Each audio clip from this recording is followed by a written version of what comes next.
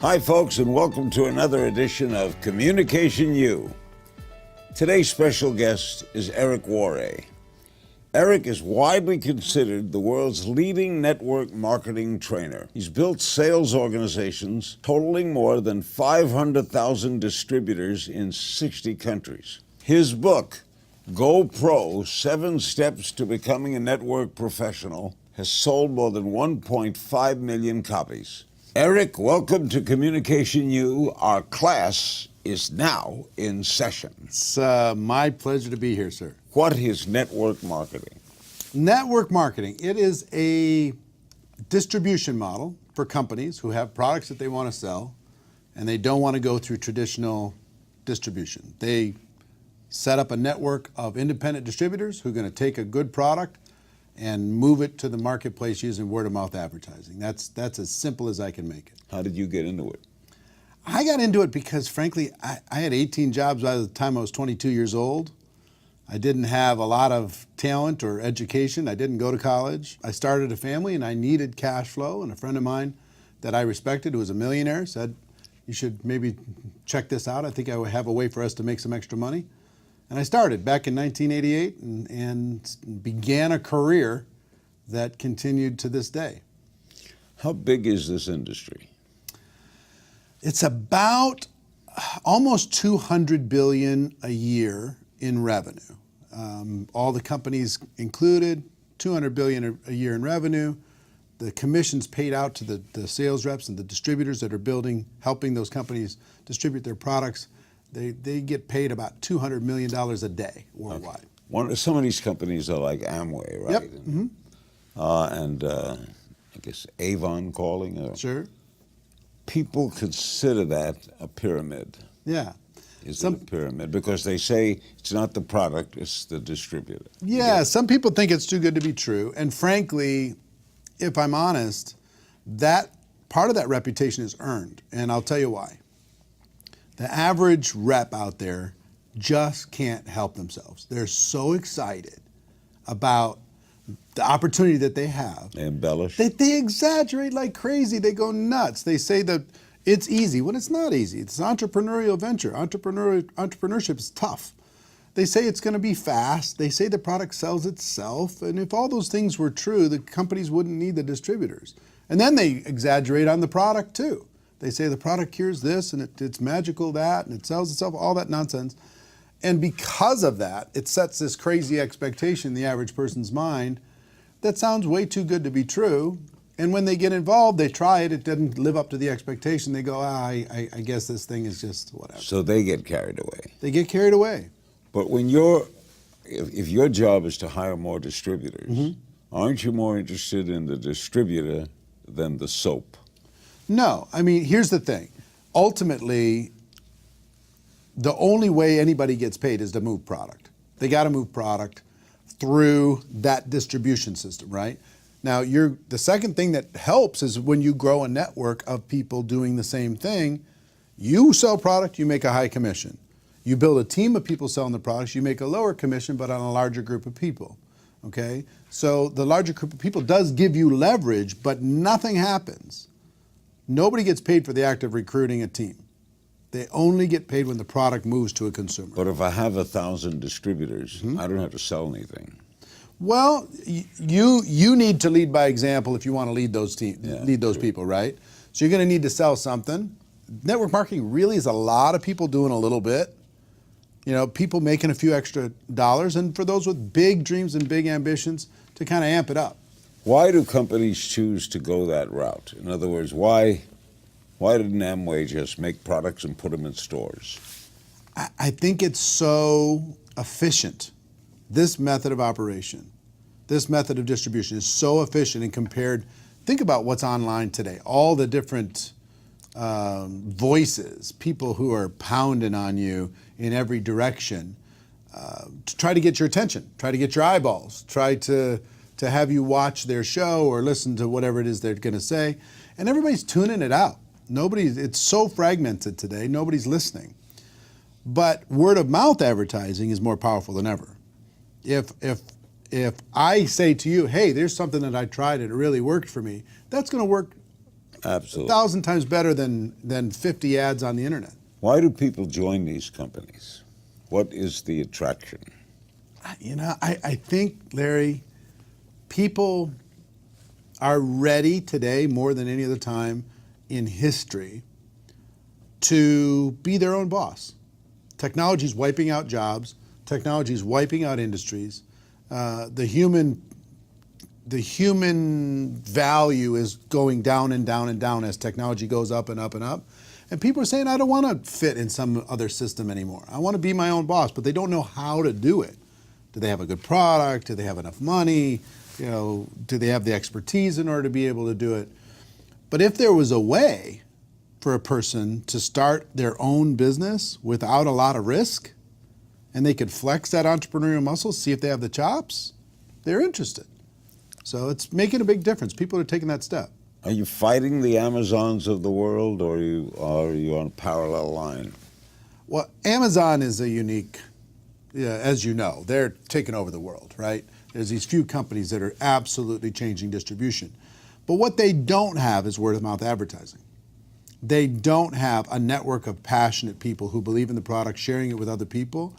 We provide a really important educational need in the marketplace. We educate people on products that will be valuable to them. We don't really deal with commodities as much. We just deal with products that are valuable that we can help to inform somebody else about. What communication skills are the most important for the network marketer? Well, communication skills, that's your world, right? Yeah. I think in previous decades, my mission inside of this profession is to raise the standards, is to take this profession, take it to the place where it needs to be, professionalize it, as it were. We talk about GoPro, professionalizing the network marketing field instead of this lottery mentality that's out there. And part of that is, for decades, people were just trying to get somebody. I want to go get them. I'm going to go sign them up. They're like hunting people, and people felt hunted, right? But professionals today, they're more interested as an ultimate goal of education and understanding. They just want to educate people to the point that they understand what they have. And in order to educate them, you have to communicate with them. You've got to connect with a person. You have to build rapport, build a little bit of trust. And through that process, you now have an entry point to educate them. Here's my product. See if there's a fit. See if there's a need. If there is, fantastic. If there's not, wonderful. Can people learn these skills? I hope they can. Yeah, you've taught, how many millions of people have you taught communication skills? I learned from maybe your first course you ever did, 20 plus years ago. How to talk to anyone, anytime, anywhere. Yes, a Nightingale Conant course. I listened to it all the time. And one of the big keys I got out of it, I used it for build a social media business. I used it for my network marketing business. I used it in everything that I do. And I also had it reinforced by a book I read about Frank Capra. Frank Capra's autobiography. The name above the title was the book. But the number one commandment is thou shalt not be boring. Just don't be boring and you're good. And that you use that principle. And I think in communication, if you use that principle, you're going to be fine. Are you still developing your skills? You know what? I think today I'm just hitting the tip of the iceberg as far as potential. I got a good framework. I've been doing this for 30 years, but I'm world class in my little universe. But I'm still only operating at 10% of my potential. There's so much farther I can go. Don't you have it down? I do, but I will tell you, there's two things that I've realized specifically in the last 5 years that make me happy. One is growth. If I'm growing, I'm happy. And two is contribution. If I'm contributing to the lives of somebody else in a positive way, I'm happy. And I have to have both of those things in place. And what growth and improvement of my skills creates for me, beyond cash flow, beyond growing a business, is the ability to influence and contribute to somebody else's life because I upped my game.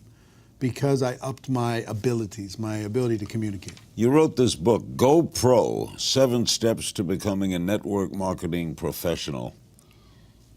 What do you mean by pro?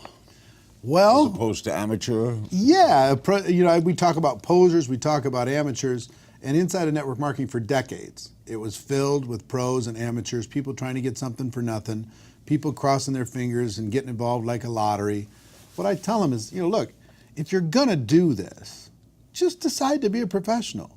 Learn some skills, give it some time, it's worth it, but it's not gonna be easy. Set proper expectations and go out there and show the world that network marketing isn't perfect, but if you have an entrepreneurial bone in your body, it's better. It beats any other entrepreneurial venture for the average person. For most people, no question. For most people, is it a side job? Yeah, I think Work most during people the day start and there. I saw. Yeah, I mean that's one of its great benefits is people don't have to walk away from their job in order to be able to start this. Like a traditional business, they might have to walk away from their job You to could do start this on Thursday nights and Yeah. Saturdays. a lot of 5, 10, 15 hours a week. Do a lot of people start to make money right away? Some. It depends on the person. Here's one of the fallacies that everybody's going to win inside of network marketing. Everybody doesn't win. A good chunk of people get involved and don't do anything. And that's true. 90% of real estate agents never sell a single home. I know. Okay? So most people who buy a book don't read the book. They have it. It's sitting there. They haven't read it. They paid for it. Same thing's true. People get involved in network marketing and they don't take the next step because the price of entry is so low. For like under $1,000, a person can start a business. You know what it takes to start a real business. Sure. When you get started, I guess most people call their uncle, Yeah, some do. mother-in-law, Sure. right? You sell your family first. Sure, right? sure. Isn't that logical? Yeah, some of them do. Look, here's the thing. That's a starting point for everybody. I deal with professionals, high-end professionals in network marketing. I coach a lot of those people around the world. Hundreds and hundreds of people that are my friends that earn over $1 million a year in network marketing commissions with 0 employees, 0 office, 0 infrastructure. Imagine that kind of cash flow, okay? Now, it didn't start there. It started with a little bit here and a little bit there, and they started to grow it, and they turned it into a profession, and they went serious with it. But the potential here is just enormous for a person who's hungry. I mean, and if I had to define one characteristic of a successful person in this profession, is hunger. You got to really want it. Where do you start? How do you decide who to recruit? All right, family outside. Why do you, all right. Everybody can start with the family because there's trust there. Right. And I recommend a very specific approach, which is very low key to family and friends. Maybe ask them to support you, try the product out, see if they like it. No long-term commitment. Take the pressure off, take the business off. Help me. Yeah, just, support my business. It's like I was opening up a restaurant, but I don't need you. Most of the top earners that I know, like 5% of the people that they recruited into their business, they knew the day that they joined their network marketing business. The rest they met later. They met them on social media. They met them living their life. They met them at the restaurant. They met them at a cocktail party. So it's a skill set to kind of attract the world, educate everybody, and see if there's a fit. If there's this knock about network marketing is these people are so inappropriate. They're passing out business cards at funerals, you know what I mean? They're networking at the wedding, and it's just so annoying. Yeah. And everybody's just like, come on, I don't want to be associated with that nonsense. Do you have to love your product? I've seen people succeed without it, but it's such a disconnect because I don't think you can fool people long term. I mean, if you don't really have an emotional connection with your product, eventually people are going to sense that. And I think just building it as the product's an excuse to be able to make money is a problem. Eugene Lederman wrote a book years ago called The Sale Begins When the Customer Says No. Exactly. What do you do when someone says no? One of my key mentors, his name is Sam Georges, he taught me that all of business is conversation. And if a conversation is happening, your business is alive. If the conversation stops happening, your business is dead. So what I teach and what I've done is just keep the conversation going. They say no, we keep the conversation going. We just keep the conversation going. My job is just keep it going until they become fully educated, and their timing might not be right. They might say no, but their timing might not be right. And 6 months from now, if I stay in contact, like our friend Harvey McKay would say, find a creative way to stay in touch. If I stay in contact and their clock dial hits high noon and all of a sudden they're open, I'll be standing there ready. Harvey knows everybody's birthday. It's unbelievable. Yeah, I know. What can people in network marketing help other people in different forms of sales? Here's the basics. What can salespeople in other industries learn from the marketer? Yeah, in some, what we deal with is long-term relationship selling. Okay, it's not transactional. Like if somebody's going to sell somebody a used car, they're done with them. In network marketing, we involve somebody and we stay connected with them and we stay in contact with them. The conversation keeps going. And if more salespeople did that, they stay in communication with their customers or with their clients, they're going to have better success versus having it feel super transactional. You know, they only call them when they need them. Yeah. Long-term relationship building, growing of a network is today, it's one of the most valuable things in the world. I've noticed great car dealers do that. They keep in touch. Yeah, they just find a way. They send an update. They send a postcard. They say, how's the car going? Yeah, how's it? Yeah, exactly. But they're rare, right? Yeah. They're 1 out of 1,000.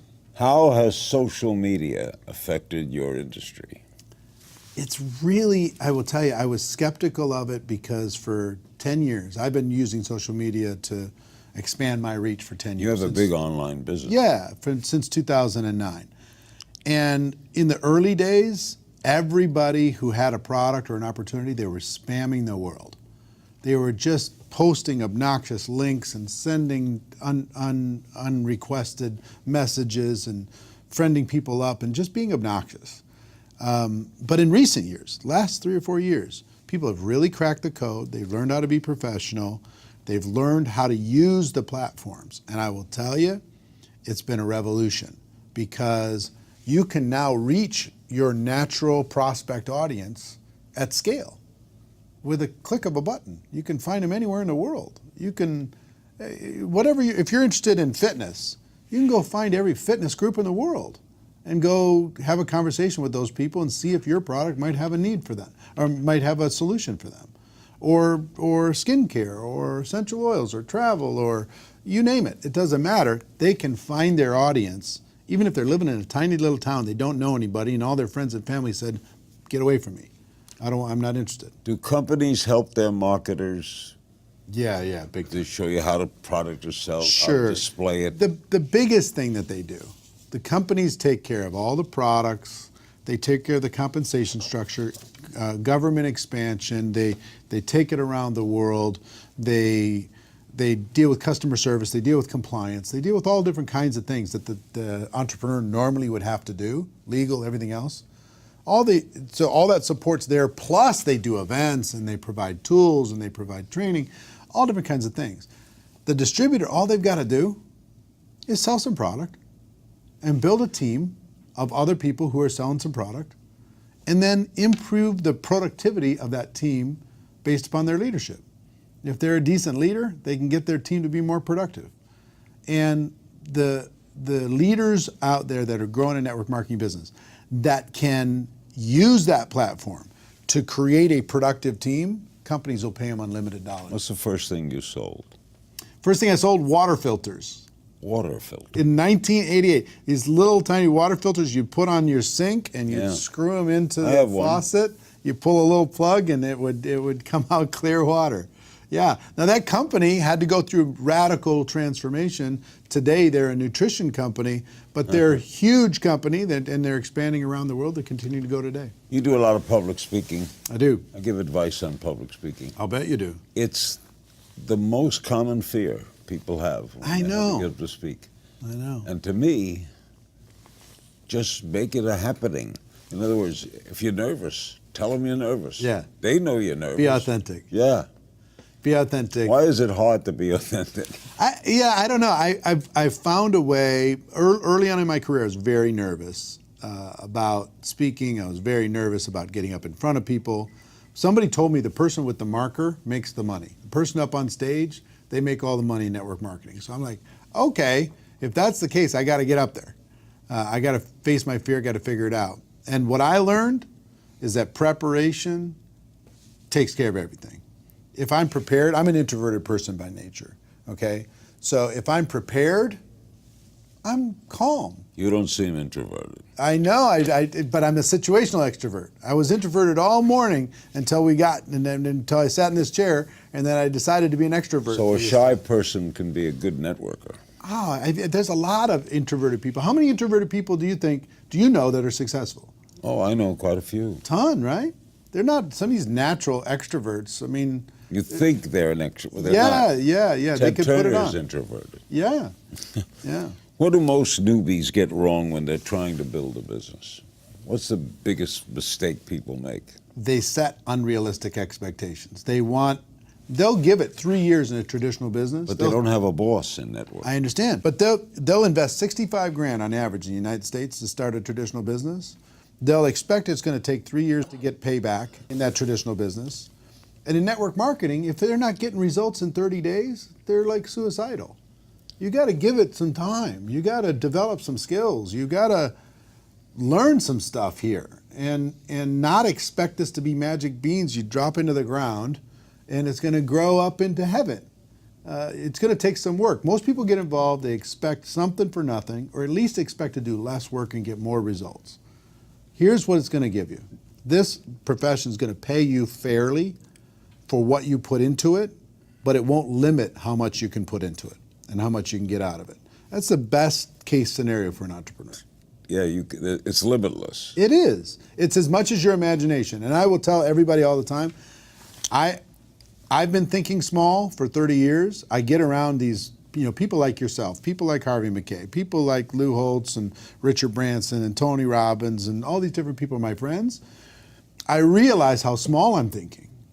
I'm thinking really, really small. If I thought bigger, man, we could go bigger. And that's what most entrepreneurs inside of this profession need to realize. If they think bigger, the sky's the limit. How do you find a company that's best for you to represent? Combination of things. Number one, find a product or a line of products that you can believe in, you get emotionally attached to, that you can promote with integrity. Where do I search this? You can find those online. You can search the top 100 companies. You can do that. Number two, find a company that's in integrity with you and you feel can stand the test of time. Because there's a lot of good products out there and companies screw it up because the company's not strong enough. If the company's strong enough, they'll solve the problems. Find a compensation structure that's fair. Find a support system inside of that organization that will help you leverage your efforts. And maybe find a timing situation where you've got a pretty decent timing situation, a balance of risk and reward. They've been around long enough, but not, they're not the house that's been for sale for 30 years on the corner of the block that makes you nervous to even look at them. Find a timing situation where you can tell a good story. All right, you're going to be a network marketer. Yeah. First thing you do.